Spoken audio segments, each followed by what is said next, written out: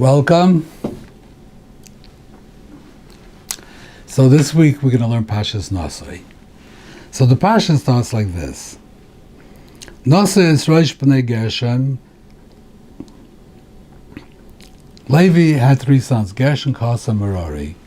So it says here like this. Count the Rosh B'nai Gershon, Gam Heim, Lebeis Avoisam, Lemishpechaisam.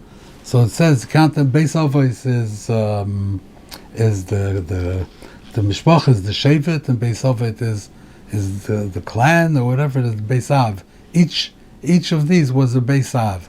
Gershon was a Beis Av, and each of the three sons had their own Beis Av, and they had their own Nasi, their own head. There were three different groups. So you count them Lebeis Avoisam, Lemishpechaisam. First it says Lebeis Avoisam, and then it says Lemishpechaisam. B'nai Merari, the pasuk says later, Lemishpechaisam, Lebeis Avoisam. First it says Mishpechaisam, and then it says Beis Avoisam. So here it says first Beis Avoisam, and then Mishpechaisam. Merari is the opposite, Mishpechaisam, Beis Avoisam. And before, at the end of Bamidbar, where it says the Pekida of Kohath, Naso is Rosh B'nai Kohath M'toich B'nai Levi, L'mishpechaisam, L'beis Avoisam. First the Mishpechaisam, and then Beis Avoisam. Just like Merari, Mishpechaisam, Beis Avoisam. By Gershon, it says L'beis Avoisam, Mishpechaisam. What is this? Why? Also, we find a difference a little bit later when you're doing the Eile Pekudei Mishpechais HaKahasi Kol ha'oived Baal Mayid Asher Pakad Moshe v'Aaron Al Pi Hashem B'Yad Moshe. Moshe v'Aaron made the Pekida with Hashem's instructions. B'Yad Moshe. Moshe made the Pekida. Then it says by Merari, same thing. Asher Pakad Moshe v'Aaron Al Pi Hashem B'Yad Moshe. It says again B'Yad Moshe. But by Gershon it says Asher Pakad Moshe v'Aaron Al Pi Hashem. Does not say B'Yad Moshe. So what is that? So the Dazakanim says that by Gershon that how did he count them by B'Yad Moshe? He used to go into their tents, into their homes, and he used to count them. And that's how he made the Pekida. But by Gershon he didn't go in. He stood outside, and Hashem told him how many were in there, and he tallied that, and then he went to the next house. So it was not B'Yad Moshe. So how do you explain this? So Abarbanel asks a question. All these Pekidas, it actually starts at the end of Bamidbar. At the end of Bamidbar it says, as I said before, Naso is Rosh B'nai Kohath M'toich B'nai Levi L'mishpechaisam L'beis Avoisam, and it goes through the whole Pekida, what they should do. Then what their job is. Then it says Gershon. The beginning of Naso it says Gershon. Naso is Rosh B'nai Gershon. Kam Heim L'beis Avoisam L'mishpechaisam, and then it says Merari. So Rabbi Yaakov this. Why the split? They should all be together. Why does Kohath come at the end of Parshas Bamidbar, and then Gershon and Merari come in the beginning of Naso? Why is it split? So Abarbanel says that the reason why Kohath comes first is Kohath was the Noisei Aaron. They had the more chashuv job, so they were first. But Gershon was the oldest. Gershon was the Bechar. So to be chaylik covered for Gershon that he was not the first, they put this. Abarbanel says they put the Chazal who did this, who set the Parshas. They put Kohath at the end of Bamidbar, and Parshas Naso starts Naso Rosh B'nai Gershon to give cover to Gershon. So that also would explain what the B'Yad Moshe. That Moshe is coming to count you. Moshe is a Kohath man, and he's coming to count Gershon. Gershon is older, so it wasn't Levichvaidam of Gershon that a member of the Kohath who's younger will come to count them. So therefore, there was no B'Yad Moshe. He just went over outside, and Rebbeinu Shalom told him how many were inside. Whereas By Kahas and by Merari, he actually went inside and he made the count. But by Gershon, to be chaylik covered for him, so that's why he didn't do it. That explains these psukim. So what do we do with the Beis Avoisam, the Mishpachaisam? Where by Gershon it says first Beis Avoisam and then Mishpachaisam, and by Kahas and Merari it says first Mishpachaisam and then Beis Avoisam. How do you explain that? So if you look in the beginning of Parshas Bamidbar, Rashi says like this. A long parsha till we get there. Okay. L'mishpachaisam l'beis avaisam. What does this mean, mishpachaisam l'beis avaisam? How do you explain that? So Rashi says, mishpachaisam da minyan kol shevet v'shevet. You need to make a pekida, a census, a count of every shevet. L'beis avaisam. What does beis avaisam mean? You don't count the beis av. Misha aviv mishevet echad v'ima mishevet achar yakom al shevet aviv.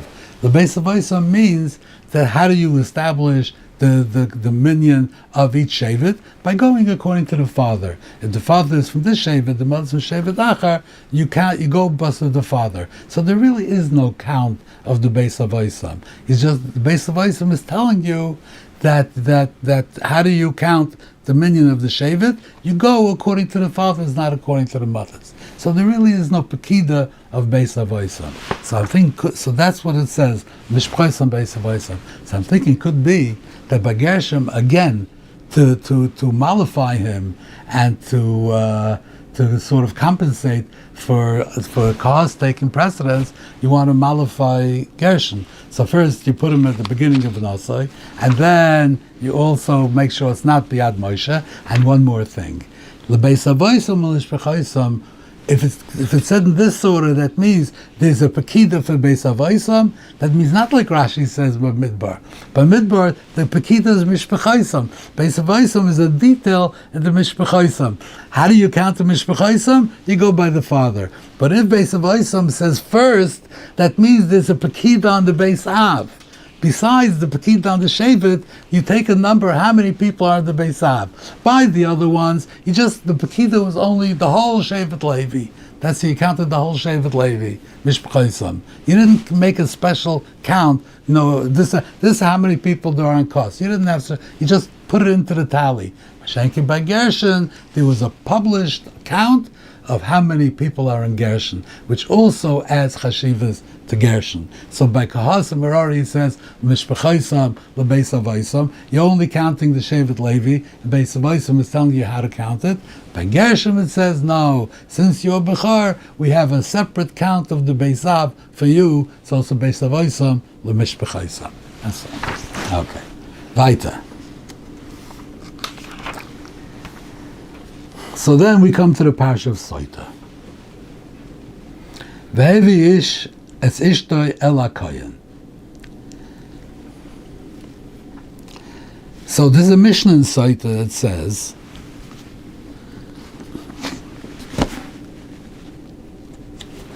what happens? What do you do when you come to the Kohen?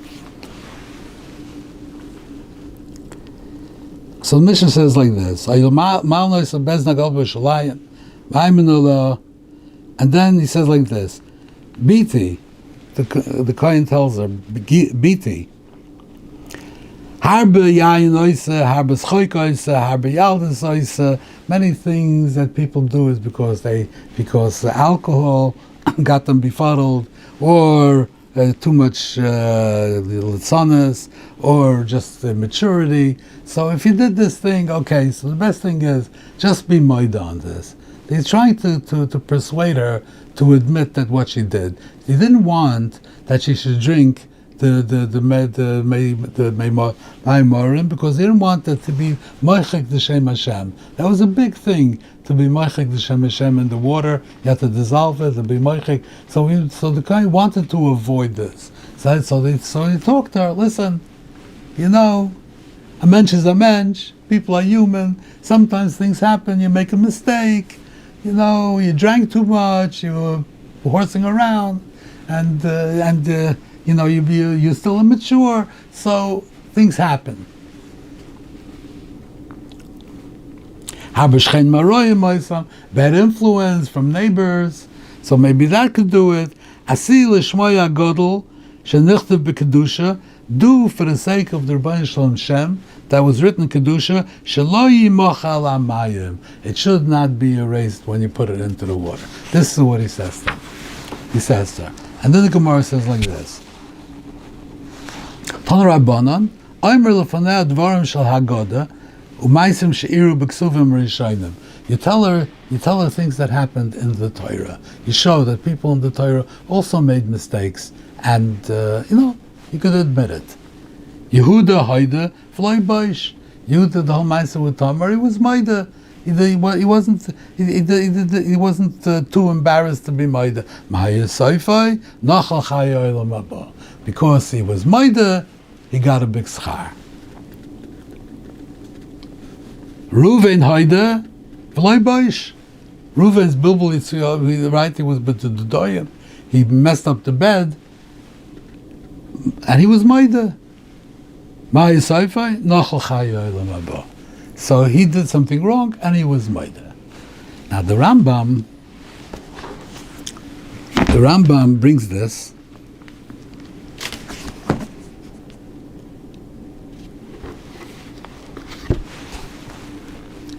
You tell him what happened with Yehuda and Tamar, which is, the pasuk says exactly what happened. Reuven bepelegish aviv al pshotoi. You tell him as if he was actually mezana with the pelegish aviv. You tell it al pshotoi. That's what the Rambam says. By Yehuda v'Tamar, there's no two ways about it. You know exactly what happened. You tell the story. By Reuven, so Kesef Mishnah says, Masha kosav al pshotoi. Kloimer diksiv bei vayishkav Reuven as bilo pelegish aviv. That he actually, slept with her. Avalafia emes chas v'sholom miloimer kein alois tzaddik. How could you say that he did it? The Gemara says in Shabbos, Kloimer Reuven chata ein alatoya. He didn't do it. So that's what the Kesef Mishnah says. But the Rambam says, even though he didn't do it, the Rambam doesn't disagree with the Kesef Mishnah. He didn't do it, but the pasuk seems that he did it. So you tell her the pasuk the way it is. So how do you understand this Rambam? You're going to tell her a lie, and you're going to want her to be chayzer b'tshuva because you're making up a story which is not true, and being mitzi Laz and Reuven.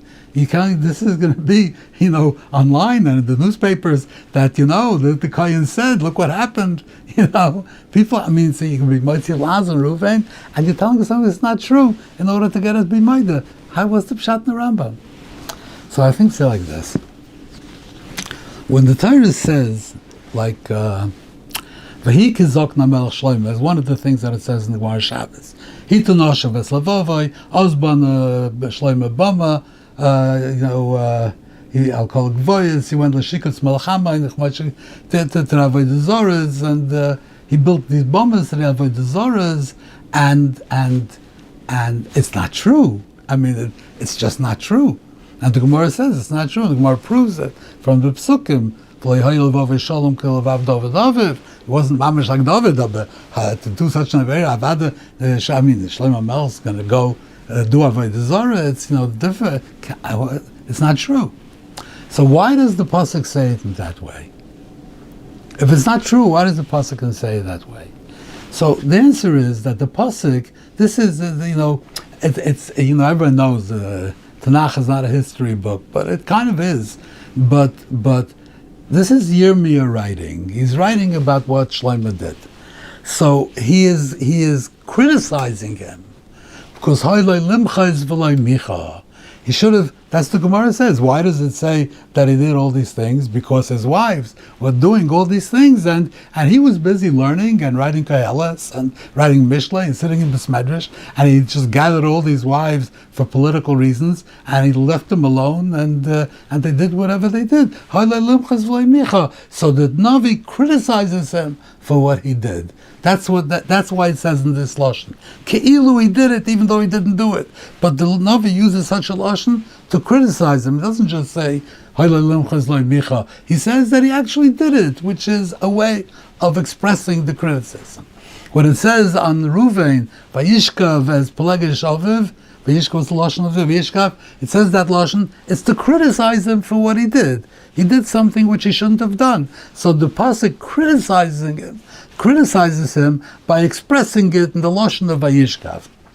However, the Rambam is saying, the Kohen tells her, of course it didn't happen. But if the criticism is something that couldn't possibly be true, then it's not a criticism. Everybody knows it's a chayzik. If it was impossible for Reuven to be shoichiv with Pelegish Aviv, it was impossible. So when the pasuk says of Vayishkav, it's like meaningless. What do you mean? Everybody knows it's an impossibility. It can't happen. There it says, it could happen. It didn't happen. We have rayas that it didn't happen, but it could happen. Therefore, when you say Vayishkav, then you are criticizing him, and it's a real criticism. Where if it was something which is dvorim b'telim, then it's not a criticism. So that's what the Rambam is saying. You see from the pasuk that such a thing is possible.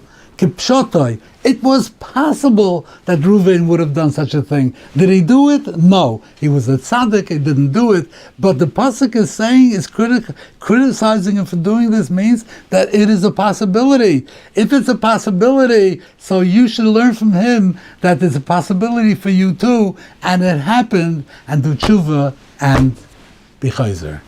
This is what the pasuk is saying, and that's why the Rambam says you tell him kipshatai. Not that you tell her that that's actually happened. You tell her that you see from the way the pasuk is written that it's a possibility. That's what you tell her. So you too have such a possibility.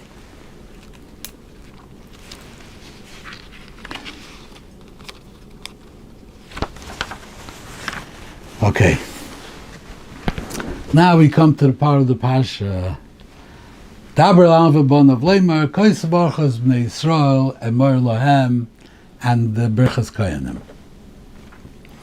So, there's a Gemara that speaks about what you're supposed to do by Birchas Koyanim. If a person has a bet cholam, then while the Kohen is during the Siyas Kapayim, then you should be mispalel over a bet cholam. And the Gemara has a nusach.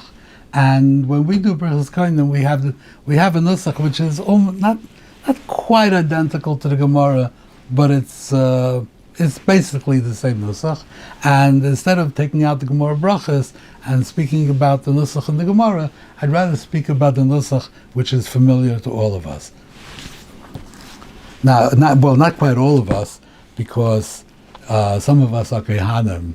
And if I ever speak about this to a Kohen, they look at me blankly. I said, the Rebbeinu Shalom that you say, we don't say it. We're up there giving the brachas. But, it's in the Siddur, and I want to say what it says. So the pasuk says like this. The pasuk, the Gemara, and the way it's brought down in our Siddurim. Rebbeinu Shalom, he's saying, he's mispal to the Rebbeinu Shalom. Ani shalach b'chalam ma'aser shalach. My chalam is belong to you. Chalam chalamti ben yidei mahu. I had a dream, and I don't know the interpretation of my dream. Yehi ratzon f'necha Hashem Elokai v'Elokai b'sai. Yeskin the Rebbeinu Shalom. Shiyu kol chalam ma'asei olai v'kol Yisrael l'toiva. In my cholam, I can dream about myself. I could dream about other people. Everything should be good. Ben shechalamti al atzmi, ben shechalamti al acherim, ben shechalmu acherim alai. If I dreamed on myself or other people, im toivim heim. If my cholam is good, I'm not sure what my cholam means. Maybe it's good, maybe it's not good. If it's good, chaskim v'amtzim, be mechazik the cholam, v'yiskaimu bi v'hem shemkaimu mi, and the people I'm dreaming about, k'chalomis shel Yosef HaTzadik. V'im tzrichim refuah, if they need a refuah, then refuahim, you should heal them. K'chizkiya melch Yehuda Mechalyoy, and now we give 5 examples of refuah. 5 examples of refuah. Chizkiya melch Yehuda Mechalyoy. Chizkiya was sick, and then he recovered from his sickness. Miriam and Neviah mitzarata. Miriam had a tzaras, and she was and she was healed. Nama mitzarata. Naaman also had tzaras, he was healed. Kamei mora al de Moshe Rabbeinu. The Mei Mora, when they came there and the water was bitter, Moshe Rabbeinu healed the Mei Mora. It says Kani Hashem Reifacha, so but the Lashon of Refuah somehow is shaykh to that. But another example is the Mei Mora. Ukamei Yericha de Elisha. There was bad water, it was bad water by Yericha, and Elisha made it better, made it sweet. So you should have a refuah for my cholam, just like these 5 things. What are these 5 things? All right. Ukashem she'ofachtas killas bila marasha meklol levracha kein tapik kol chalamois elayv of Yisrael l'toiva. Just like you took the klolas of Bilam and you turned them over and you converted them from a klola, transformed them from a klola into a bracha, that's what you should do with all my chalaymas, that they should be transformed from klola to bracha. So first of all, what is this refuah? You need a refuah. A person has a beit chalam, he needs a hatava.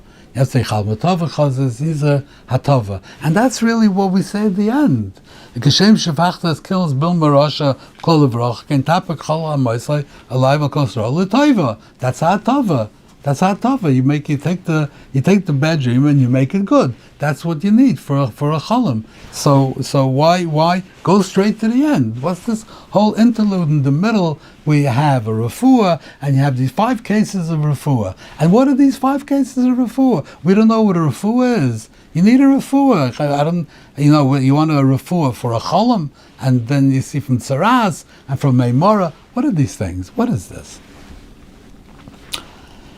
So, I want to say pshat like this. The Gemara says that if you have a chalam, it could be like one of, a little bit of a spark of nevuah. But usually it's not. The Gemara says usually a person dreams about what he thinks during the day. That's what a person dreams. So we're not talking about nevuah, the chalaymas, if you got a nevuah. If you got a nevuah, we'll leave that alone. These are normal chalaymas. A person has a chalam, and he doesn't know what it means. Could be it's a bad chalam. Could be. So what does that mean? He had a chalam, let's say. He had a chalam that his neighbor had a car crash, and he was taken to the hospital in critical condition. That was his chalam, right? Why would a person have such a chalam? Why would he have such a chalam? That means that in his chalam, in his subconscious, he was mekalal his neighbor. He has, and during the day, he meets his neighbor. It's all fine. Everything is good. Hello, how you doing? But underneath, he has some latent aggressive feelings there. He hates him. There's something wrong there underneath. But maybe he doesn't even know it himself. Maybe it's in his subconscious that he seems to like him, but in his subconscious he's mekanim. He has a nicer car, he has a nicer house. He can't take it, but he doesn't know. He doesn't express it to himself. It's all in his subconscious. When he goes to sleep, the subconscious goes to work, and the subconscious comes out and says, "This neighbor, he should have a crash. He should go to the hospital." So what's happening here? This person has latent aggressive feelings, and in his dreams it comes out as a klola. He's giving a klola, he's giving an ayin hara, he's giving a klola to this neighbor. So where does that come from? It comes from a person who is not well, a person who is well adjusted psychologically and is healthy, is mentally healthy. That person does not want, even subconsciously, does not want his neighbor to crash. He doesn't want it. He doesn't want. Why? You have yours, I have mine. I'm learning. I'm happy. Have my family. What? But the person who can't take it, and that person is mentally off. There's something wrong with him. He is sick. He has a mental illness. I don't know if it's to the point where he could be hospitalized, but he is not mentally well. So these dreams that he has, these angry, aggressive dreams where he's dreaming that something terrible would happen to another person, whether a neighbor or a friend or a family member or a stranger, but he's having these kind of dreams, that means that's coming from a sick place. It's coming from not from a place of wellness. So he needs a refuah. He needs a refuah. Not the dream needs a refuah, the dreamer needs a refuah. He has to be healed. This is not what you should be doing. You shouldn't have such dreams. However, a person is made, the nature of a person is that the body is self-healing. A person gets a cut, you leave it alone, it will heal, it will heal. You get a cold, it will go away. Unless a person is very, very gravely ill, a person has an illness, he recovers. The body is self-healing. However, the mind is not self-healing.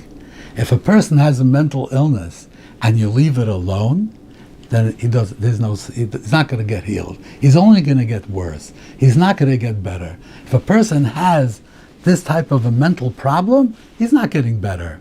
He needs an intervention. Maybe he needs therapy, maybe he needs drugs, but at least he needs a brach of the kaihanim, an intervention to help him heal. A body, if your body is something wrong with your body, if it's not cancer or something, then you don't need the kaihanim's bracha for this. The Baruch Shalom made the body that if you leave it alone and you just don't do anything, it will heal itself. But if a person is mentally off, there's something wrong with him, it will not get better without an intervention. Something has to be done. So these five things that we mentioned, these are things. Chizkiah Melech Yehuda Mecholya. Chizkiah got better. Chizkiah was the first person who recovered from a serious illness.